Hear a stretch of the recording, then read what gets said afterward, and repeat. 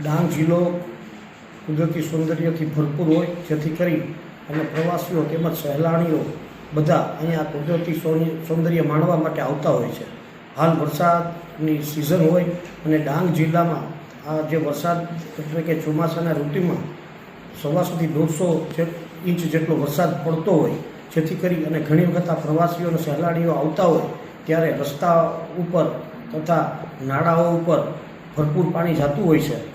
તો આ બાબતે ડાંગ જિલ્લા પોલીસે કુલ 46 સ્પોટો આઈડેન્ટિફાઈ કરેલા છે અને આ 46 સ્પોટ એટલે કે કોઝવે છે, નાળાઓ છે, પુલો છે, તેની ઉપર કુલ 82 પોલીસને તૈનાત કરવામાં આવેલી છે અને હોમગાર્ડ જીઆરડી મળી અને કુલ 306 જેટલા પોલીસ હોમગાર્ડ જીઆરડીના સભ્યો બંદોબસ્તમાં રાઉન્ડ ધ ક્લોક રોકાયેલા છે. આ ઉપરાંત પ્રત્યેક પોલીસ સ્ટેશનમાં એક જે ઇમરજન્સી જેને ડ્રાઇવિંગ આવડતું હોય તેવા ઇમરજન્સી ડ્રાઈવરોનું લિસ્ટ બનાવવામાં આવેલું છે. તેમજ એક પોલીસ સ્ટેશનમાં 10 થી 12 તરવૈયાઓની એક ટીમ તૈયાર રાખવામાં આવેલી છે. રેસ્ક્યુમાં આપણે દોરડાઓ વગેરે ત્યાં રાખવામાં આવેલા છે.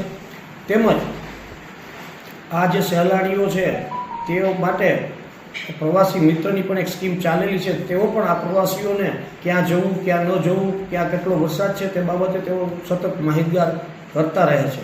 તમામ પ્રવાસી અને સહેલાણીઓને જણાવવાનું કે જે કોઈ પણ પોઈન્ટ ઉપર જે કોઈ પણ પોલીસ હોમગાર્ડ કે જીઆરડીના અમારા સભ્યો જે આદેશ આપે કે ભાઈ અત્યારે પાણીની આવક વધુ છે અથવા તો અત્યારે જઈ શકાય તેમ નથી, તો તેઓની આજ્ઞાનું પાલન કરે અને જેથી કરી અને તેઓ જાનહાનિમાંથી બચી શકે.